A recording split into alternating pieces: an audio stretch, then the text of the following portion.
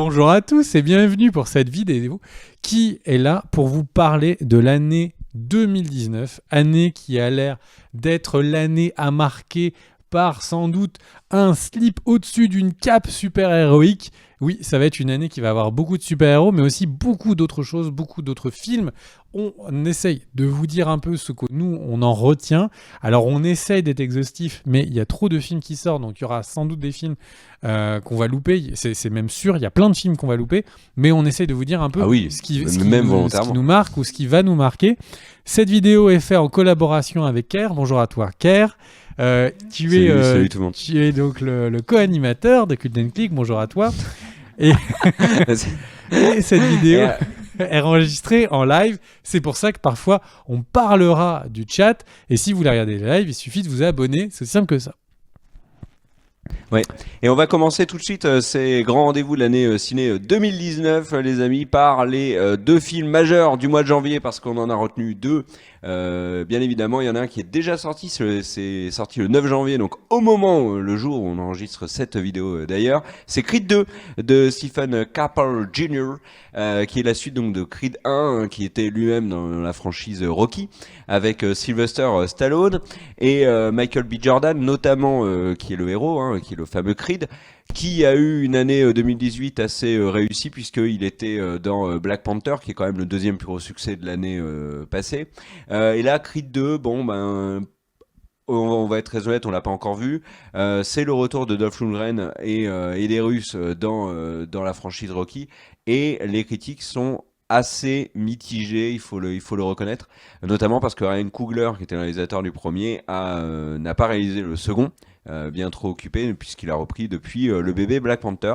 Donc Creed 2 et le 16, gros rendez-vous. C'est Glass, le nouveau film de M. Night Shyamalan, qui est donc la suite de Incassable et de Split. Et donc voilà, on retrouve tout le casting de ces deux films d'ailleurs. Alors, Robin Wright qui était dans Incassable, je ne suis pas certain parce que j'ai pas vu d'infos comme quoi elle était présente dans ce film, et en tout cas voilà, le Bruce Willis est de la partie, bien évidemment James McAvoy, Samuel L. Jackson, Anya Taylor-Joy également. Enfin voilà, il y a du beau monde dans ce film très attendu, dont les premières critiques sont sorties et sont très positives. Donc voilà, on en parlera bien évidemment sur la chaîne. Février, à toi mon cher Big Big, qu'est-ce qui sort dans ce deuxième mois de l'année? Je rajoute juste une information étonnante sur Glass. Il y aurait eu des plans de Incassable qui ont été rajoutés au montage de Glass. Donc je suis très curieux de savoir ce que ça va donner. En février, il y a ma suite de films d'animation avec des dragons préférés. Et oui, je parle de Dragon 2. De Dragon 3, pardon, mais mon film d'animation préféré était Dragon 2 avec des dragons. Donc en gros, le 6 février, ça sort. Il y a de fortes chances qu'il y ait une avant-première et qu'on vous en parle dans Cult & Click. Clin d'œil, clin d'œil, clin d'œil. Le 13 février, il y a Alita Battle Angel. Alors ça, c'est une adaptation d'un comics. Alors, il y a des gens qui aiment bien le côté grands yeux, d'autres qui n'aiment pas trop. En tout cas, ça va clairement être un film de Robert Rodriguez qui est à voir pour ceux qui aiment bien les animes et voir ce qui se fait dessus. Le 13 février, il y a Ralph 2.0. Je crois que c'est quelque chose. Il y a un sous-titre un peu bidon, genre Ralph arrive sur Internet ou quelque chose comme ça. Le film n'arrive Internet, je crois, non ? Il va casser Internet. C'est le YouTube Rewind en fait qui casse tout Internet. Donc en gros le truc c'est que Ralph 2.0 c'est un film qui arrive chez nous le 13 février mais qui est déjà depuis décembre dans d'autres pays. Film qui a plutôt des bonnes reviews, qui visiblement manque un peu d'ambition, mais j'ai envie de dire le 1 n'en avait pas énormément et pourtant moi je l'avais trouvé très touchant.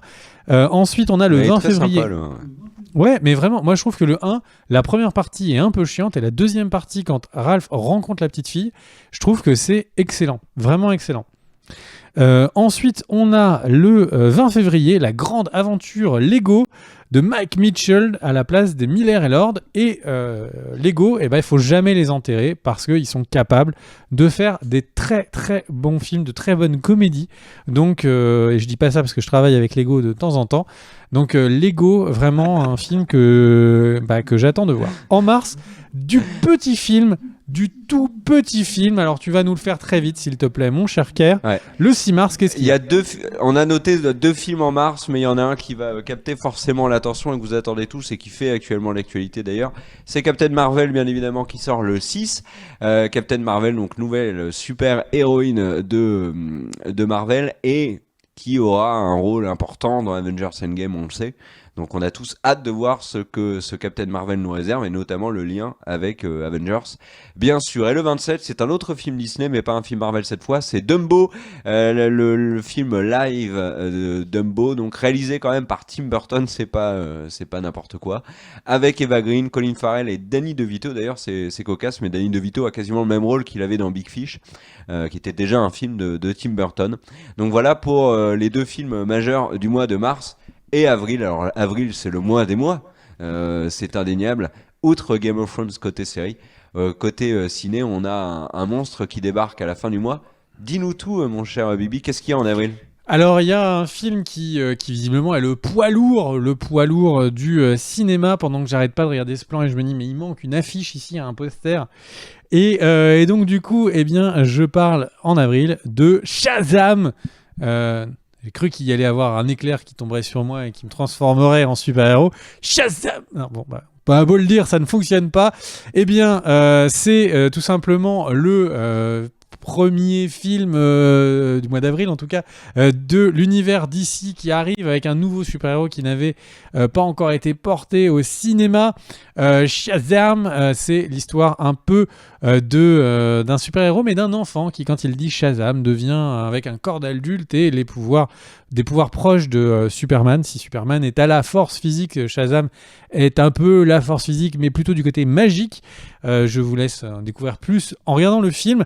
Ensuite, le 24 avril, le film indépendant de Disney. Donc voilà, Disney se l'est fait tout seul en indépendance avec Marvel. C'est un film qui est une suite et c'est tout simplement Avengers Endgame. Avengers Endgame qui donc est à mon avis le film que beaucoup attendent ce sera votre film peut-être le plus attendu de l'année jusqu'à ceux de fin d'année. Moi c'est clairement le cas. Mais moi il n'y a pas de débat. Hein. C'est Avengers Endgame qui est mon film. Enfin, c'est le film que j'attends le plus, même si j'attends énormément Dragon 3. Vraiment, Endgame, je pense que ça va envoyer du steak. J'ai juste très très peur de comment est-ce qu'ils vont sortir de la mélasse dans laquelle ils s'étaient mis, mais c'est une autre histoire.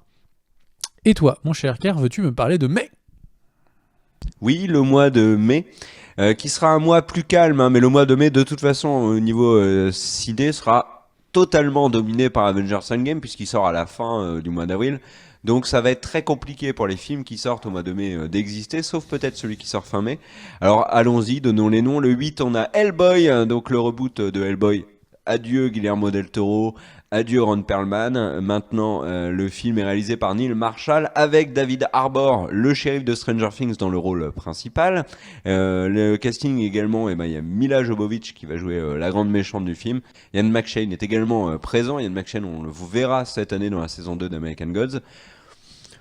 Hellboy, on verra. Pour l'instant, c'est impossible de se faire un véritable avis sur les bandes annonces, mais moi, elles m'ont relativement peu attiré. Par contre, le 15, c'est la sortie de ce qui sera sans aucun doute le film d'action de l'année, peut-être même le film de l'année, et peut-être le coup de cœur de Big B aussi, et on l'espère tous parce qu'il n'a pas particulièrement aimé le 2. C'est bien évidemment John Wick. John Wick est de retour pour le 3, ses troisième aventure appelée Parabellum. Le même casting que les 2 premiers, sauf ceux bien évidemment qui sont morts et qui ne reviendront pas. Et un ajout de taille, Ali Berry. Voilà, John Wick, il a actuellement, on l'a vu, des soucis. Et va-t-il s'en sortir ? Et bien évidemment qu'il va s'en sortir, c'est John Wick. D'ailleurs, John Wick sera dans Toy Story 4 pour un petit caméo. Et enfin, le dernier film du mois de mai qu'il faut retenir, c'est Aladdin, la version live qui est réalisée par Guy Ritchie. Donc quand même, c'est pas rien non plus. Avec Naomi Scott qui jouera Jasmine, le mec qui joue Aladdin, je suis désolé, je le connais pas, il est méconnu.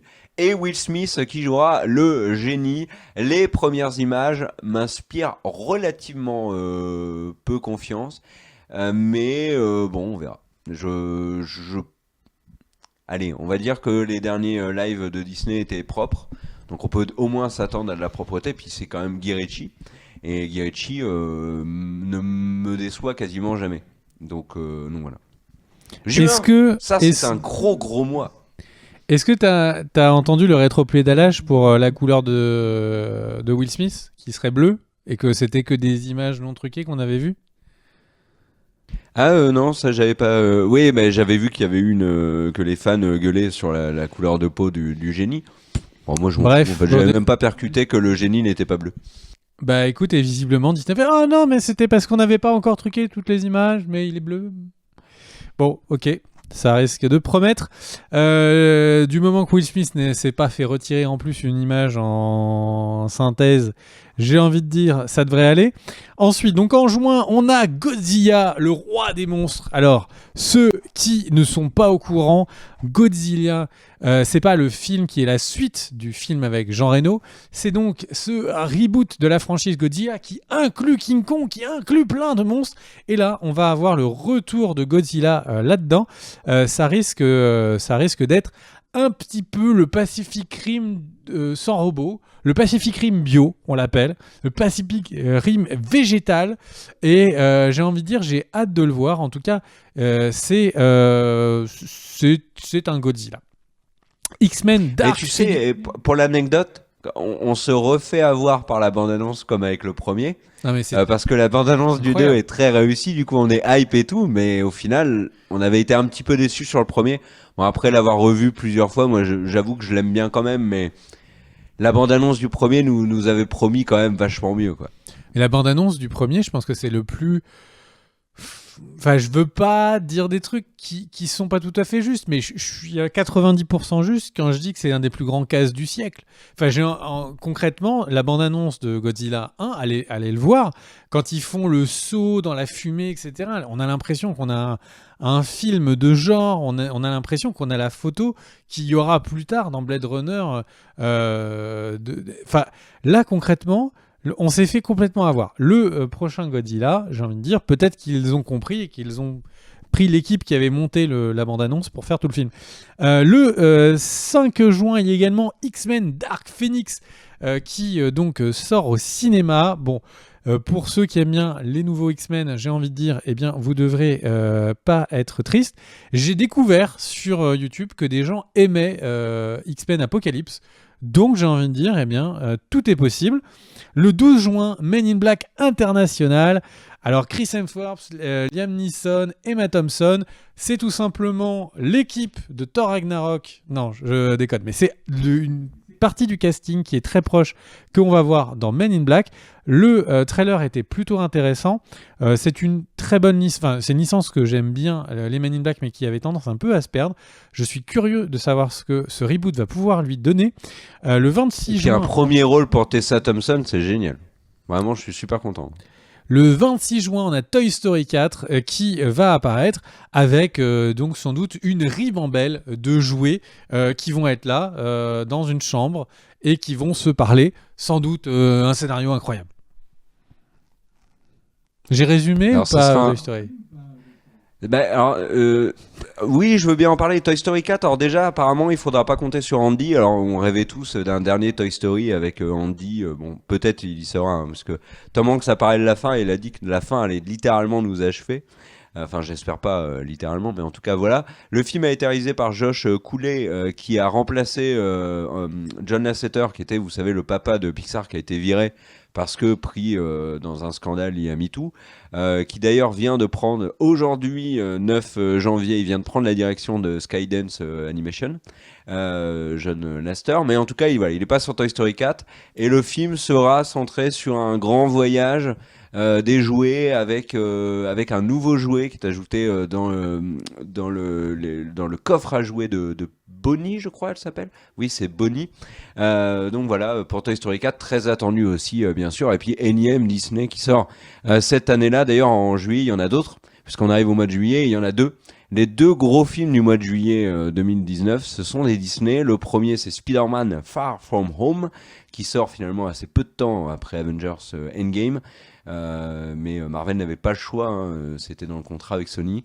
Et du coup, ça sort le 3 juillet. On en a déjà parlé à plusieurs reprises sur la chaîne. N'hésitez pas à retrouver les vidéos qui en parlent. Et le 17 juillet, c'est la sortie du très très très attendu film live Le Roi Lion, troisième film live de l'année, hein, après Dumbo et Aladdin, sauf que la bande-annonce du Roi Lion, bah, vous avez dû la voir et elle a fait énormément parler. Et moi j'attends énormément ce film. Mais pour la vanne, j'attends aussi énormément la prochaine bande-annonce où on verra Timon et Pumba. Je pense que ça va casser Internet. Plus que Ralph 2.0 au niveau du cassage d'Internet. Et voilà donc pour ce mois de juillet. Et figure-toi mon cher Bibi que tu vas t'attaquer à un mois costaud qui est le mois d'août. Alors le petit mois d'août, le mois le mois qu'on appelle le slip maillot de bain. Avant de parler du mois d'août, je voulais juste réagir sur le chat. Cette vidéo est enregistrée en direct. Il y a donc un chat en direct avec plein de gens. Ce que je voulais dire, c'est eh bien, n'hésitez pas à dire quels sont les films qui vous hype le plus. On en parlera en fin de vidéo pour voir vos réactions à chaud. Et très concrètement, pour l'instant, il y a beaucoup de commentaires qui sont sur le fait qu'ils attendent énormément Toy Story 4 et que visiblement, eh ben, les gens sont un petit peu comme moi. Les gens sont surpris que d'autres personnes soient intéressées par X-Men. C'est vrai qu'on s'en fout et il y a une bonne réaction et il y a des bonnes réactions de David Cortial, fait une bonne remarque. Je trouve qu'il dit que Logan terminait tellement bien l'histoire de ces nouveaux X-Men que c'est vrai que de voir des nouveaux films, c'est un petit peu décevant. On enchaîne. Et surtout que tu vas en parler d'un autre. On enchaîne qui sort le 7 août avec les Nouveaux Mutants. Donc on se poursuit donc encore une fois cette licence des alors pas des X-Men mais des mutants chez Marvel. Un casting étonnant, une histoire, on sait pas encore. En fait c'est un film, on peut pas trop en parler encore parce que même si on a vu des images, on ne sait pas du tout quel est le ton du film, à qui ils veulent s'adresser. En tout cas un film que tout fan de comics ou en tout cas ira aller voir. Donc les Nouveaux Mutants. C'est tout Hobbs & Shaw, c'est The Rock et Statham qui vont tout simplement faire la suite. Si je me trompe pas, car c'est le spin-off de Fast and Furious avec ceux qui font des exactement de fous. Alors The Rock, je résume, si vous connaissez pas The Rock, c'est celui qui réussit à rendre des films pourris sympathiques. Et là, il est avec Jason Statham. Voilà. Ça va être génial. Et en plus, ce film, le réalisateur, c'est quand même le mec. Vas-y. Moi, je pense que ce film est un jeu à boire intégré, c'est-à-dire que il faut que tu aies un casque à bière et à chaque fois que tu as un cliché, tu te prends une gorgée et c'est un film, je pense qu'il va être obligé de rénover les ciné une fois que vraiment ce sera terminé. Si on pouvait faire l'avant-première de Hobbs & Shaw au pâté de la Villette, j'ai envie de dire, je bois rarement pour un problème, bref, j'ai un petit problème d'estomac et je bois rarement l'alcool, mais là, je suis OK pour le casque à bière. Essayer de te suivre, mon cher Kerr. Alors, moi, je bois pas d'alcool, donc ça va être compliqué. Mais tu sais que Hobbs & Shaw est réalisé quand même par le mec qui a produit John Wick et Deadpool 2. Donc, il y a moyen vraiment de se marrer. Hein. Et il y a un énorme... Et là, je vais parler un peu de pognon. Mais il y a un énorme enjeu pour Universal. Parce que si Hobbs & Shaw, donc avec Dwayne Johnson, Jason Statham, le duo qui était déjà introduit dans le set... Si ce duo-là fonctionne et si le film rapporte énormément de pognon, il est possible que les Fast and Furious, on n'en voit plus. Parce qu'en fait, Universal veut se débarrasser de Fast and Furious parce qu'ils n'arrivent plus à travailler avec Vin Diesel. Donc s'ils ont un remplaçant solide qui rapporte, pas autant, mais qui rapporte pas loin du milliard, ça peut être une vraie solution pour Universal. Tu sens ce silence ? Oui, je le sens particulièrement. C'était un petit moment Obscene Show. J'ai voulu te faire goûter une petite avant-première de ce film. Ensuite, on a le 14 août, Once Upon a Time in Hollywood, qui est donc un film dont va nous parler Kerr. Et juste avant que Kerr nous en parle, il y a le 14 août Artemis. Pas Astérix, Artemis Fowl, qui est un film de Disney qui est fait par Kenneth Branagh sur des faits. Alors, les derniers films de Disney sur des faits, on va dire que c'est plus ou moins un plantage. Là, concrètement, Kenneth Branagh, lui, il est entre deux Hercule Poirot. Mais bon, j'ai envie de dire, Disney, faut pas les enterrer. Ils ont les moyens pour faire quelque chose de bien. Tu voulais nous dire quelque chose sur Once Upon a Time in Hollywood avant d'enchaîner sur le mois de septembre. Ouais, et tu sais qu'Artemis Fowl intrigue beaucoup les gens. Il y a beaucoup de gens qui nous ont demandé d'en parler, l'annonce de voilà l'histoire, etc. C'est vrai que c'est assez intriguant ce film. Pour l'instant, on a une affiche. Voilà. Et alors, Once Upon a Time in Hollywood, c'est juste le nouveau film de Quentin Tarantino. C'est d'ailleurs assez étonnant qu'il sorte en plein milieu de l'été. Je me demande s'il va pas être bougé plutôt à l'automne. Et d'ailleurs, il y a une autre date qui me surprend beaucoup, c'est celle que tu as abordée tout à l'heure, le 5 juin. On a le même jour Godzilla et X-Men. Et pareil, moi les Nouveaux Mutants, le 7 août, j'y crois pas non plus. Hein. Mais bon, en tout cas, là on est plus tard dans l'année, donc c'est sujet bien évidemment à modification. Mais Once Upon a Time, voilà, c'est le nouveau Tarantino avec Brad Pitt, avec DiCaprio, sur Manson et Sharon Tate. Donc très très très attendu bien évidemment ce nouveau film. Et il faut profiter des films de Quentin Tarantino, puisqu'on vous rappelle, ça fait quand même... je crois que ça fait plusieurs films maintenant qui dit qu'il en fait plus et il en fait encore et tant mieux, merci Quentin, merci Quentin de continuer. Maintenant on passe à septembre. Il y a un film majeur pour l'instant, bien évidemment c'est sujet à évolution. C'est la suite de ça, c'est le chapitre 2 donc qui se déroule 30 ans plus tard si je ne dis pas de bêtises, et au niveau du casting, ajout majeur de Jessica Chastain et de James McAvoy, notamment pour les acteurs les plus connus, voilà. Donc et d'ailleurs Jessica Chastain et James McAvoy, c'est le deuxième film qu'ils vont faire ensemble en 2019, puisqu'ils sont ensemble dans X-Men Dark Phoenix qui sort le 5 juin. À toi pour le film d'octobre dont on n'a quasiment aucune info. Donc je te laisse donner le peu d'infos qu'on a dessus. Le film d'octobre, c'est Gemini Man. Et c'est un film de Ang Lee avec Will Smith et Marielle. Voilà. Ouais, alors, excuse-moi, c'est Marie-Elisabeth Winstead, mais c'est que j'ai écorché son nom, je l'ai effacé tout à l'heure, j'ai pas fait exprès. Actrice que j'adore.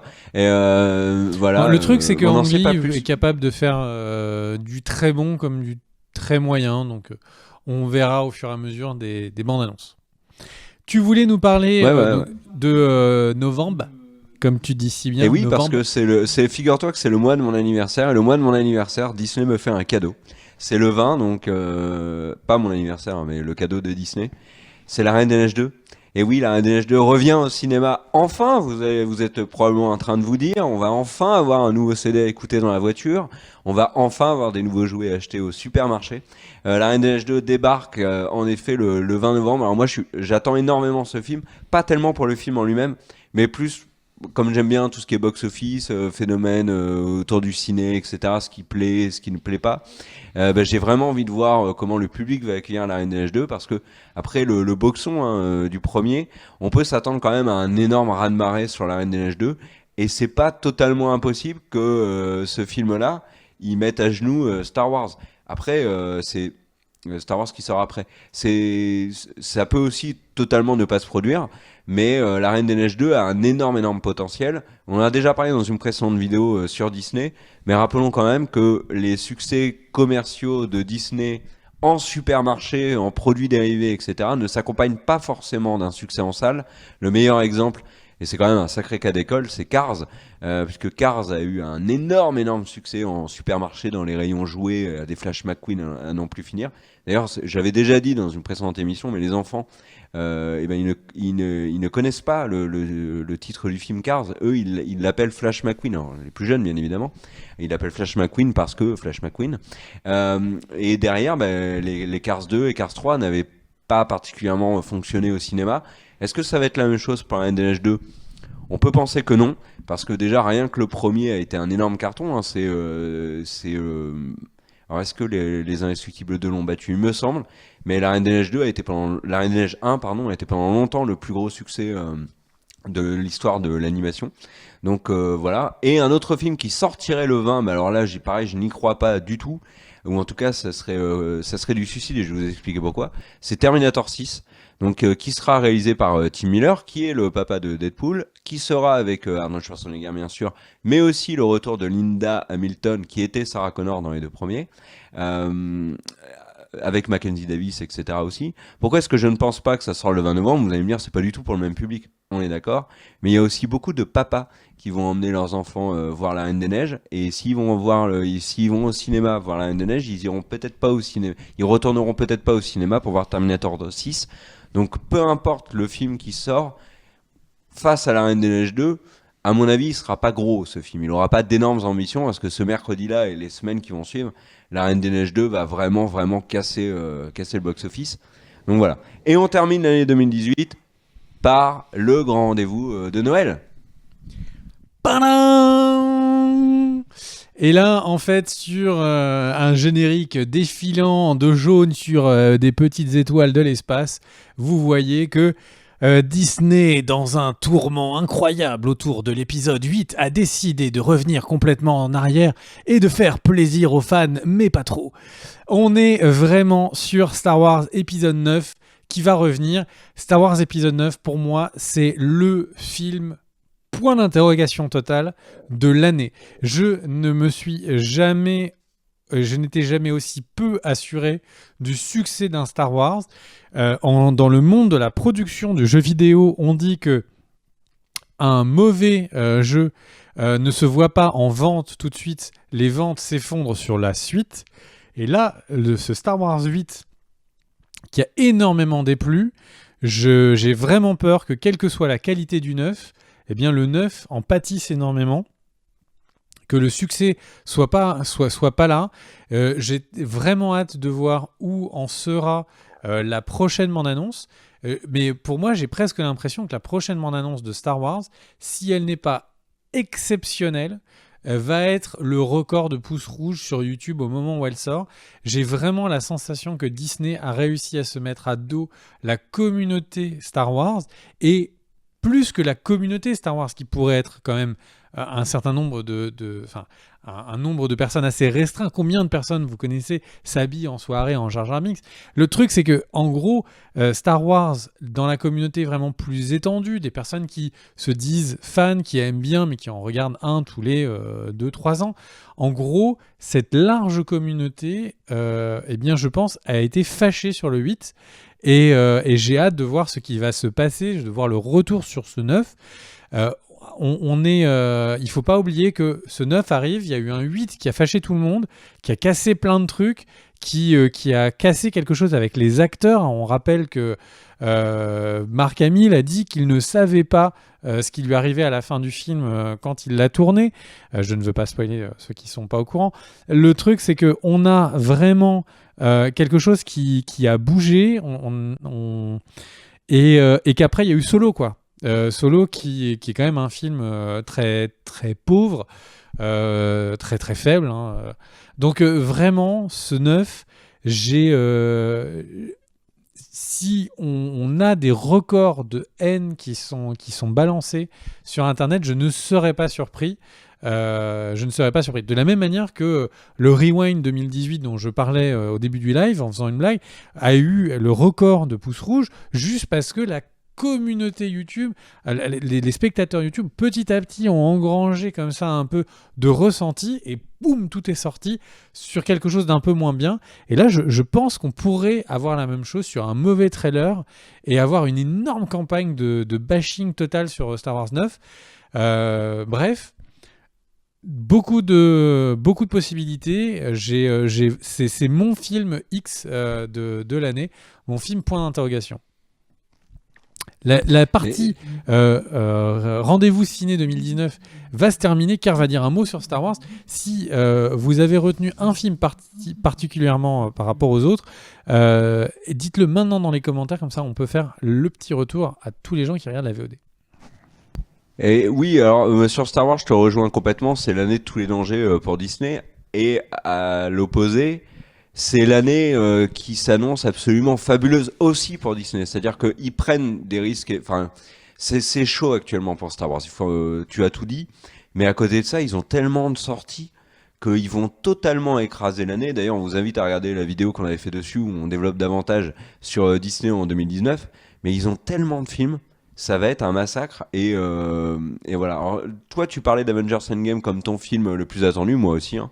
Et comme tu disais, en effet, dites-nous dans les commentaires quel est le film que vous attendez le plus, quelles sont vos attentes particulières. S'il y a un Peter film très Pan. attendu pour vous qu'on n'a pas cité, par exemple, aussi. Il y a Peter Pan sur le chat qui dit que pour lui, ce sera Star Wars 9, Revenge of George Lucas.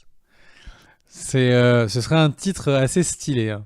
Et là, tu as un personnage du jeune Sith, George Lucas, Alors, Darth Lucas, qui le vient pour titre, commettre par des contre, atrocités. est déjà officiel. Hein. Le titre de Star Wars 9, c'est Delete Ryan Johnson. Apparemment.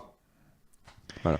Mais de toute façon, c'est pour préparer le spin-off. C'est ce qu'il s'apprête à faire. C'est pour préparer le spin-off de le retour de Ryan Johnson dans la future trilogie.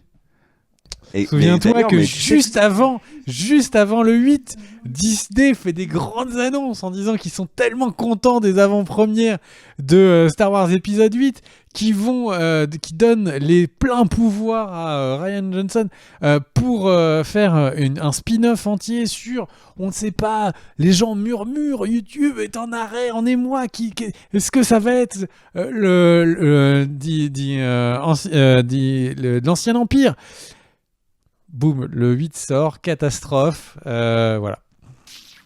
Mais catastrophe, au niveau de l'accueil public en fait. Et c'est vrai que Disney va avoir beaucoup de mal à s'en sortir avec ça, mais on verra. Mais tu sais que la trilogie de Ryan Johnson, là pour l'instant, on n'a aucune info sur le fait qu'elle existe réellement. Hein. Il n'en parle absolument plus. Et d'ailleurs, là où c'est intéressant, c'est qu'il y avait mais absolument aucune communication sur Star Wars épisode 9 jusqu'au 1er janvier. Et à partir du 1er janvier, ça y est.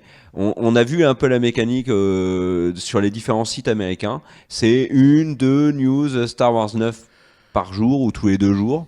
Et on commence à nous rappeler que oui, en 2019, les gars, oubliez pas, hein, il y a l'épisode 9 qui sort à la fin de l'année.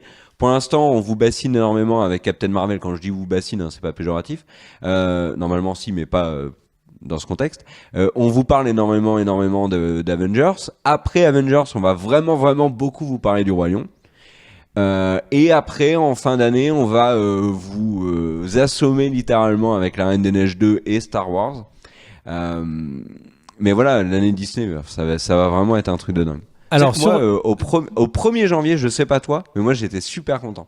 Pas spécialement pour Disney, hein, mais je me suis dit, mais ça y est, on est enfin en 2019. C'est l'année de Game of Thrones, c'est l'année de The Witcher, c'est l'année d'Avengers Endgame. Enfin, moi, c'est l'année de La Reine des Neiges. Moi, j'étais trop content. Quoi. Ça va être une très belle année ciné, c'est sûr. Il y a plusieurs remarques sur le chat que je voudrais dire. Il y a pas mal de gens qui nous disent qu'on n'a pas parlé du 4 octobre 2019. Enfin, c'est pas eux qui disent le 4 octobre, parce que j'ai vérifié la date. C'est le film Le Joker qui est annoncé.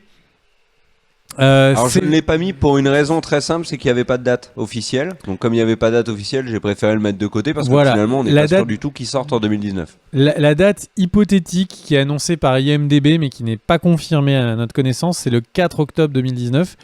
Et pour revenir sur le chat, déjà on va remercier tout de suite Fougère Divine pour son don sur le super chat. Et ensuite, il y a un truc assez intéressant. Il manque définitivement un putain de poster ici. C'est vraiment, c'est chiant. On a l'impression que je suis dans une salle d'attente de dentiste. Et tu sais, il est là. Et je devrais avoir un magazine comme ça, tu vois. Et c'est ma place. Là, je suis comme ça. Et t'as que des gens malades autour de toi, tu vois, et tu te dis, mais est-ce qu'il va me tousser dans la gueule et je vais repartir plus malade que prévu. Là, c'est vraiment, il faut qu'on arrange ce décor, mon cher Kerr. Pendant que, en rangeant ce qu'il y a sous le truc, je me rends compte que j'ai à peine commencé Détroit et qu'il faut que j'avance dessus. Le truc, c'est que le chat, pardon, pas le super chat, le chat, eh bien, ce qui est assez étonnant, c'est qu'il y a énormément d'avis différents en fait.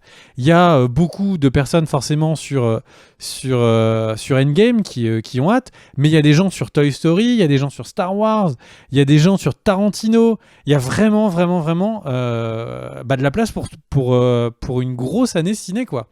Et du coup, n'hésitez pas à utiliser le code de réduction Cult & Click pour vos abonnements Pathé, Gaumont, UGC et Netflix. Ça serait génial hein, si ça existait. on n'a rien, on n'a pas de... Mais bon, je pense que là, c'est clairement une année où je vais renouveler certains de mes abonnements illimités. Mon cher Kerr, eh bien, avant qu'on passe à la vidéo, les rendez-vous séries... On va remercier les gens. Tu voudrais déjà remercier les gens. Est-ce que tu voulais nous parler de quelque chose d'un peu personnel sur ton enfance ?